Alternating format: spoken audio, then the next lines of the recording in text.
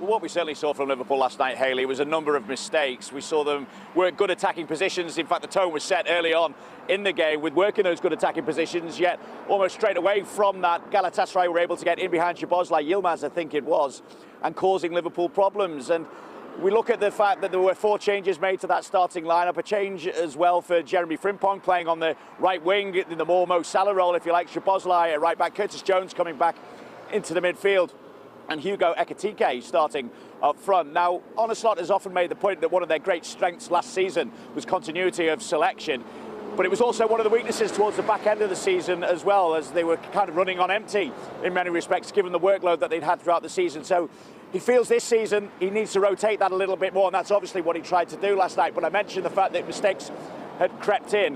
When Liverpool coughed up possession, they certainly found themselves too open at times, and it was far too easy for Galatasaray to create opportunities in that respect as well. So we put it to Arne Slot in that post-match news conference as to whether changes are really the big reason behind those mistakes that we saw from Liverpool last night, and this is what Arne Slot had to say in response. What you see is, and I think I've explained this many times, that there are a few players from us that missed pre-season, so you simply cannot play them every single game. Yeah, you can, but then that could become a risk of players getting injured. We see this more and more because the demands go up more and more, and if the demands go up, you have to prepare players for these demands. And so yeah, that means that it's not always that I want to rotate, but sometimes I just need to, because a player is not ready to play 3 times 90 minutes in 7 or 8 days. And Vinny, look, to make matters worse for Slot, there are injury concerns, aren't there, for a couple of his key players?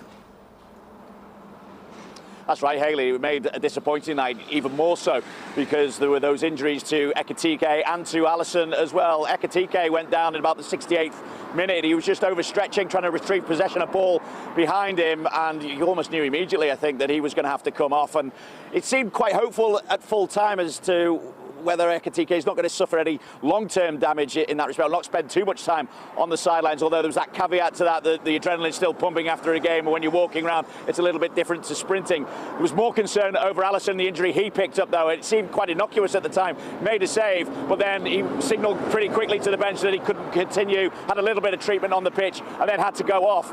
And so, again, we asked Arne Slot what the situation would be and how likely he is to play against Chelsea at the weekend, and this is what Arne Slot had to say.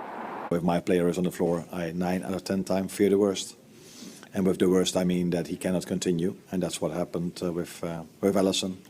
So yeah, then normally he will not be able to play Saturday. That's 99.9%. I've already said 100%, but let's make it 99.9. But I think it's 100. Can I just check on Hugo Ekitike as well? It looked like he seemed to pull something when he stretched. He felt something.